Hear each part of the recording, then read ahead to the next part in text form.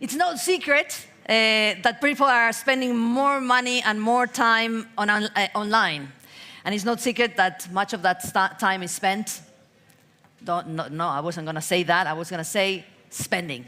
We spend a lot of time spending money on internet. The Amazon effect has dramatically changed the way we shop since the company was debuted in 1994. This term describes the effect that the entire digital marketplace had on traditional forms of commerce. However, a lot of the money going to online retailers is money that used to go to brick and mortar companies, like Victor was saying. As more and more shoppers head to screens instead of store, traditional retailers need to offer better customer experience if they want to have a future. To talk about this fascinating subject, you're all here to hear our panel is moderated by a truly fascinating person and another dear friend of South Summit. She's a businesswoman, an investor, a professor at IE, and her guests are the CEO of Made.com and until 3 months ago, Alibaba's fashion director. He just left, and he has a new venture he cannot really talk about. He told me, I tried to get it, but he's not willing. He only said it's a startup. I can say that? It's a startup? Yeah. I can say it's a startup. We'll see, but he used to work in Alibaba as fashion director. And here they are. They are Eugenia Girón, Philippe Chenot, and Luis Monserrate. Take your time, whenever you want, guys. We are fine. Big round of applause for them. Eugenia, please, at the far end. And then Philippe. No, they were just relaxing there. And Luis. And have you noticed this lovely furniture we have here? Isn't it beautiful? You have to say yes. Wonderful. Yes, with colors. Well, we have to say thank you to Made.com. Philippe, he's been so kind to lend it to us, so please don't take it home. It has to go back to him. Well, you can shop online, I guess. You can buy it. There you go. Since today, all over South Summit, you've seen this fantastic furniture, comfy sofas. For the first time, stools that are not a pain for the... So congratulations, Philippe, Luis, all yours, Eugenia. A round of applause for our panel. Thank you. Thank you. Thank you, Elena, for making such a wonderful introduction of our topic, this Amazon effect. Thank you all for being here. This panel is really we have two speakers that are really going to help us understand better what is this effect and how can you address it. But before we get into this, I would just like to do like a sort of a very quick review, and before I introduce you, of retail, the history of retail. If we go back in time, it was the corner store, no? Mom and pop, this is the everything store, everything would be there. And then later, at the mid-19th century, it was the department store, and it was one-stop shopping. We would go to one place, we would find everything. And it redefined the meaning of service. And then, as baby boomers were growing and moving outside of the cities into the suburbs, then we started having the malls. And the mall was a place to buy, and it was a place to get entertainment. And in these malls, then we would find the specialty stores that would go from linens to toys to candles. And all of these changes happened because of demographics. As demographics change, new models of retail. But then we had a technology shift. It's the internet. And then in 1994, Amazon is born, and we start talking about this Amazon effect because everything connected to retail has changed. So to explore what is going on, we are very lucky to have Philippe and Luis with us today. And let me introduce them properly before we start having the questions. And Philippe is the CEO of Made.com, which is a digital design brand that offers the customers great designs, but also a good price. Made.com was named the third fastest growing UK retail company in 2018, and we are going to talk a lot about growth. And previously, Philippe was the CEO of Meetic, which is, as you know, the second largest global online dating platform. And before that, we shared something. We were both involved in the luxury goods industry. You were with Kering. Yeah, I was with Loewe, that we sold to LVMH, but we have certain learnings in common. And Luis Monserrate, who jumped out of Alibaba last June, where he was fashion director for some years, was previously the online director at Pepe Jeans. And before that, he was with Zara.com. And before that, he was a consultant at Deloitte, working on strategy and operations. And we also share something. We have something in common. We both teach. You teach at the MIT Executive Program. I teach at IE Entrepreneurship. So let's talk about the effect. You know, the company born in 1995 has been the company that has experienced the fastest growth that we have ever known. But not only that, Amazon raised $2.1 billion before even breaking even. Its capitalization today is almost $1 trillion. And this is we can compare this to the combination of the market cap of Walmart, Target, Macy's, Kroger, Nordstrom, Tiffany, Coach, Williams-Sonoma, Tesco, IKEA, Carrefour, and Gap. If you combine all of these together, they don't reach the market cap of Amazon. So is this a winner-takes-all environment? What are you doing about it? Philip, do you want to start? Yeah, I can start. So thank you for this very easy question. Good afternoon, everybody. Yeah, I think Amazon is absolutely the key player in this market. If you look at the share, the market share they have online in the US, and how much they take of the incremental online revenue each year in the United States, is absolutely incredible. So they are really leading the game, and they are really setting the tone. And this is driven. This drive a lot of things behind. One is how the existing model could compete with that type of player. And nobody has the scale today of Amazon, probably except Alibaba and Walmart.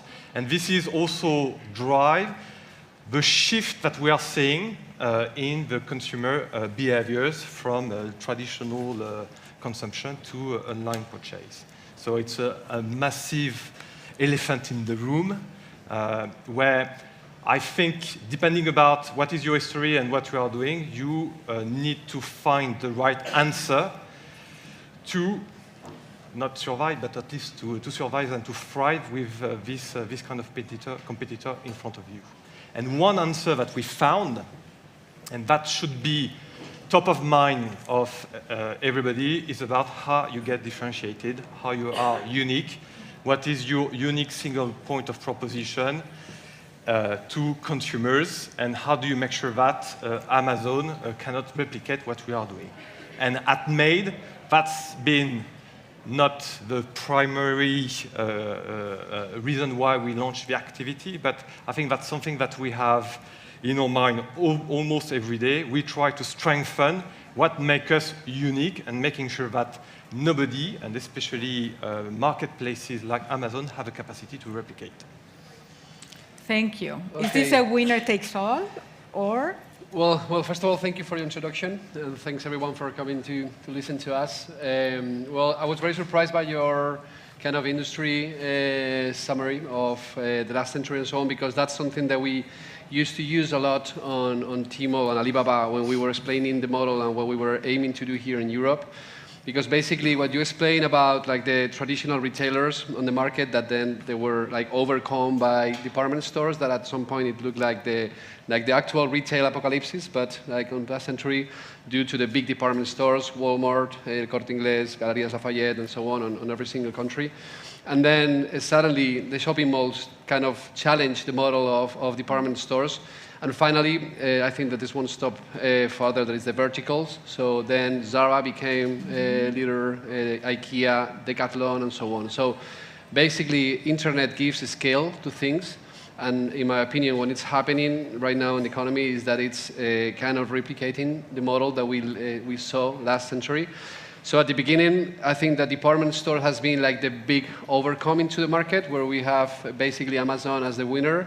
But then we have many other models that are replicating different business sites, like eBay, which is probably like the market digital side, or even Tmall, for example, that is, in my opinion, one of the things that we are yet to see here in Europe and probably in the US, because there is not a shopping mall that actually has succeeded on digital. And basically, that explains why Zara, for example, has presence on Tmall, and they sell, and they have the flagship store on Tmall, and they actually sell a lot, but they don't have it on Amazon. And basically, that's a completely different business model. You can find Zara at Plaza Norte, for example, which is a shopping mall nearby, but you cannot find Zara at El Corte Inglés. Basically, at the end is what you offer to your consumers. And I think that at the end, of course, Amazon is going to get bigger and bigger, and the way of how they give service to consumer and the consumer experience that they can reach is amazing. But there will be different models that I think they're going to make a compensation and kind of a balance between Amazon. It sounds very relieving, I have to say, but let's look at it from another perspective, which it's also raising some concern to me. When we think of searches, how do people search for consumer products? Google is 28% of the searches, according to Professor Scott Galloway. Amazon is 55% of the searches. So how do you manage? How are you found in the cyberspace? Yes. I think if you look at what I think is Amazon at the end of the day is two things. It's two things. It's one, the search engine, and the fulfillment capacity. Those are the two elements. But you have the capacity in a way to search within Amazon when you already know what you are looking for. You have the capacity to search in Amazon when you have something which is already well described, giving you the capacity to search what you are looking for. When it's about discovery, what it's about images, what it's about discovering new things, I think Amazon is less relevant. So when you think about a very convenient-driven purchase, I think Amazon is the ultimate destination, and the search, and that's understandable that the search is very important and leads the game. But I think there are some categories or some type of behaviors where the response of a search of Amazon as it is structured today respond very well to these specific consumer behaviors. So there's still some hope in a way to really provide something which is, again, very specific and very unique, where you can make a difference.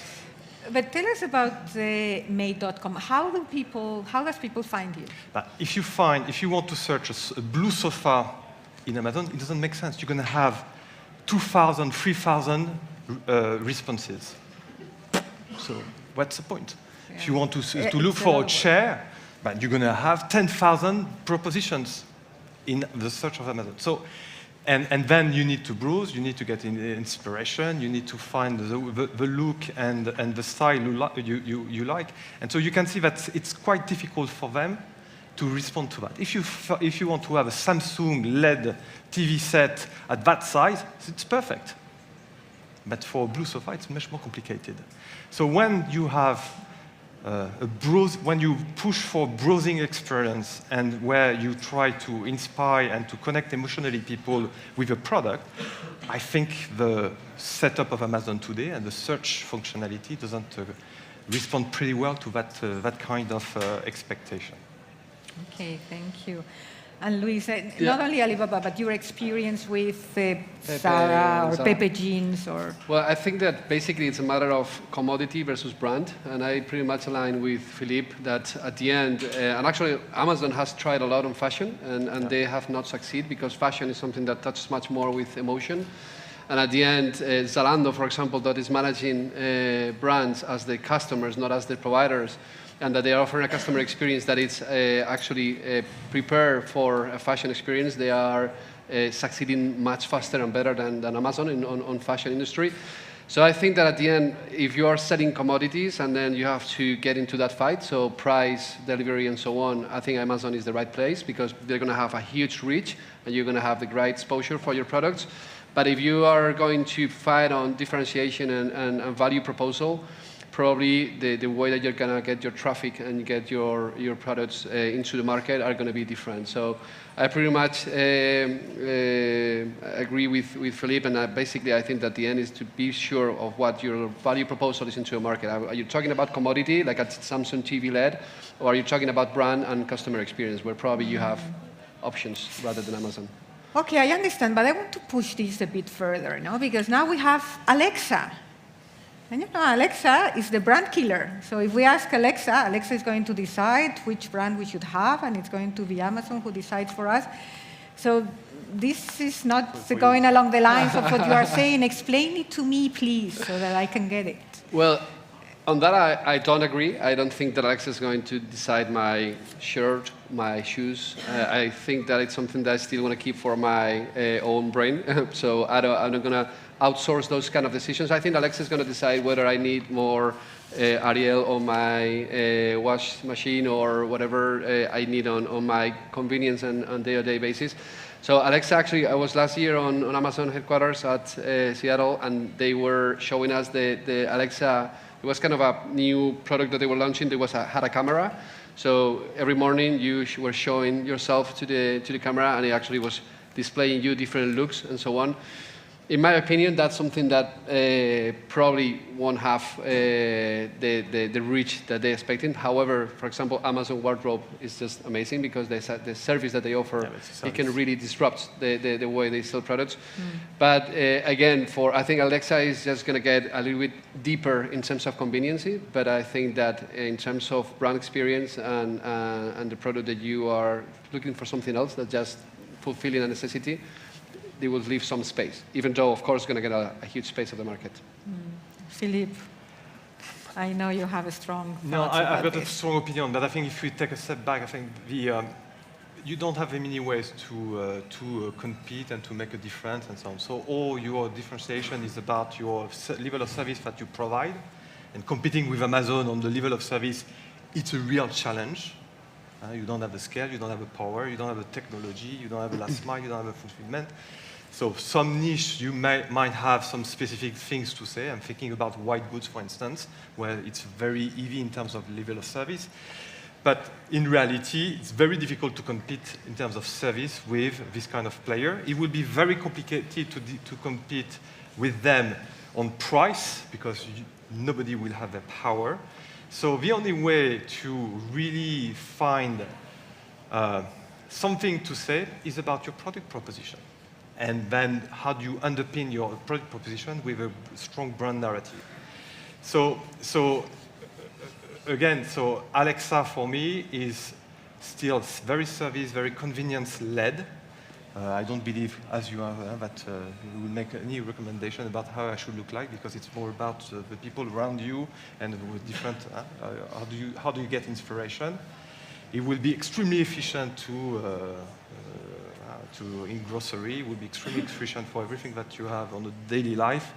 I think where you need to have an emotional connection, it will be a little bit more complicated. Okay. I hope so. Good, but okay, now we're going to explore a different area, because before, some years ago, we would have said, okay, this is the online, but the offline is different, brick and mortar, there's still room for that. But now we have Amazon, Amazon Go, Amazon 4 Stars, Yep. Amazon acquiring Whole Foods. Now, let's go to the offline battle. What are we doing there? Shall we start with Made.com again? Philippe? Yeah. I think I can talk a little bit about what is happening in the UK, because I think that's Please, go ahead, because that's interesting. Because you were named the second largest, fastest the third fastest growth retailer in the UK. In the UK. So how did you achieve this? And when I can talk about what the UK is a little bit specific, because there is a political context that is difficult, but at the end of the day, the UK is one of the greatest countries for e-commerce, because the online penetration is probably the highest in the world. So, and the size of Amazon in the UK is probably 3 times the size of Amazon in France, to give you an idea. So I don't know what is the size of Amazon in Spain.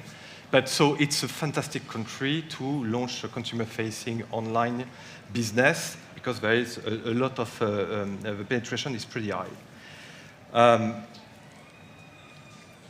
So in the UK, you can see all the department stores going, each one after every 6 months, they are all going, they all have some difficulties. They all close down some shops, they're all firing people, they're all reorganizing themselves and so on. And so what is happening at the end of the day? At the end of the day, it is Amazon or not, but the consumer behaviors are changing. So people won't go to the suburbs, taking their car on Saturday, doing some shopping. The convenience you have online, especially with Amazon, is absolutely much greater than any shop.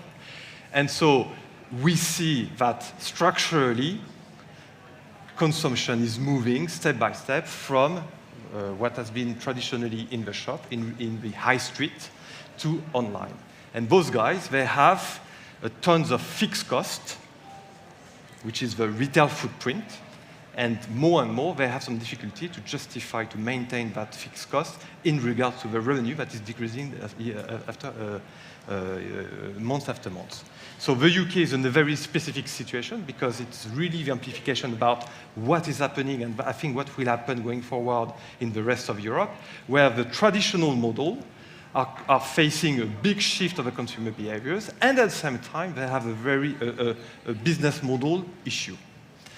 And it will accelerate the shift from the high street to online. And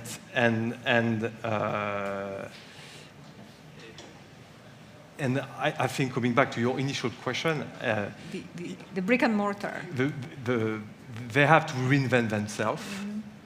In my specific sector, the online penetration is around 10%. It will be 30% in a couple of years' time.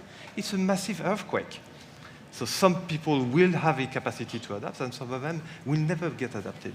And that's what is exactly happening in the UK. Some meaningful retailer, and especially House of Fraser, that has been an institution, they are collapsing. And nobody 2 years or 3 years ago could imagine that it could happen. Debenhams, which is also a massive institution in the UK, and they are everywhere in every single city, they are about to collapse. And that's raised a lot of questions behind about the local communities. How do you regenerate the small cities and so on and so on? So the knock-on effects are absolutely meaningful and in some cases absolutely dramatic. And is this something you would consider going offline or not yet, because there's still a lot of room for growth online? So in our case, so we are typically what we say, Made.com is typically a vertical integrated digital brand. A lot of them exist in the US, and you have a lot of examples of those digital brand players are going offline. But they are not going offline in a traditional way. And in our case, we have a couple of showrooms. We have 6 or 7 showrooms across Europe. We might have 20 of them across Europe in the future. But we don't transact in our showroom. You don't have the capacity to buy anything. So what the showroom is about for us, it's about, first of all, for giving a touch and feel experience, but it's not about this only. It's about bringing to life, bringing in the physical world, a brand experience and a sense of community. So when you visit our showroom, you will have a human interaction, which is extremely important when you are a pure player. You will have a lot of events where we bring designers, we bring customers, we bring influencers, we bring journalists. And we are trying throughout the showroom to bring this brand experience, to build this sense of community. So the way we think about the physical space is not about a channel, it's not about as a retailer, it's like a brand, and it's an extension of a brand experience. Thank you. Luis, in this context, Amazon getting very cheap capital and at the same time having this machine for innovation, which is difficult to replicate, is Alibaba the only one that can win this battle? Well, as I was saying before, I think it's much more about the business model that you are pushing for. I mean, I think Alibaba, in terms of size, probably is the only one at the moment that really can thrive on that, because basically the scale that Amazon is getting, it will mean that also in terms of the brand approach, the product range, the capability in terms of fulfillment and so on, and basically the traffic for consumers, is going to be needed probably something very big to be at that level. But at the same time, I think there are many new models that are doing things in a different way. For example, you were mentioning about the physical world, and I think that when we talk about physical, digital, online, offline, whatever, it sounds to me like if they were talking before here about the second industrial revolution, that it was the electric power. And probably during the first years of that, people were asking them, do you have electric power machine or you have a vapor machine? I mean, 20 years later, no one talks about electric power because it's for granted. I mean, now we talk about online as something different. At the end, it's everything the same. It's just the business that you create and the new ecosystem. This ecosystem obviously mixes between on and off. And there are some players, like, for example, Farfetch, like Zalando, that is doing really well, that are getting a specific competitive position against Amazon on some niche that they probably cannot do as well as they are. And in that sense, I think that the omnichannel strategy is something that really can break the barriers against competing against Amazon. That at the end, if you are a marketplace or if you are the one that can have the assortment but doesn't have the stock as Amazon does, it makes it very difficult in terms of product service, in terms of customer service to be at that level. But for example, Zalando launched, I think that 2 years ago, the omni-channel marketplace. So they are selling Adidas, for example, to someone that is in Berlin, that it's actually delivered by the Adidas store that is close to their house. So at the end, they are breaking the barriers in terms of growth, in terms of product range, also keeping the service that they are that Amazon is getting as for granted for the consumer. So yes, I think that in that sense, there is still space for different kind of business models and also for big guys like Alibaba. So if the question were retail or marketplace or omnichannel, your answer was? Omnichannel. Omnichannel. Yeah, definitely. What do you think, Philip? Yeah, I think my intuition is the status of a reseller is at stake at the end of the day. Because the value that you bring when you are reselling some other part, so the product of other players, the only differentiation you can have is throughout the level of service you are providing or the price you are selling. And for those two elements, it will be extremely complicated to compete with Amazon or Alibaba, even if you have already an omni-channel strategy and benefiting from an historical and a legacy retail footprint. So I think it's more, it will be very complicated for people who don't have a clear differentiation to compete with those incredible machines, international, at scale, which are Alibaba and Amazon. Yeah, to give you one more data, I was reading about Amazon Prime Day in 2018. They sold $100 million in items, and it really worked for them because one of the purposes was to capture more Amazon Prime. What it didn't work was the omni-channel strategy. They tried to do it with Whole Foods, and that wasn't working as well. But it was the best Prime Day for them ever. Before we finalize, what I would really like to know, as you have been sitting here and explaining us how you run your businesses, what keeps you up at night? What really worries you? What is the one thing that concerns you? I sleep very well. Probably is that my kids don't wake up and they let me sleep the whole night in a row. But, well, I think that there's not such a huge concern. There is a constant change in ecosystem that you just keep all the way and updating into it. And I think at the end, I mean, there are more opportunities than threats. Obviously, if you are keeping that rhythm, but I think that if I have to think about some concern, at this moment it would be more about my personal project, that it's what I'm pushing for right now. And if I was on my previous role, probably I was more concerned about how to bring a completely new model into Europe, which was a shopping mall space like Tmall. Just to give you more or less a kind of a background on what Alibaba is doing in China. I think that Amazon is doing right now like 320,000 million GMV.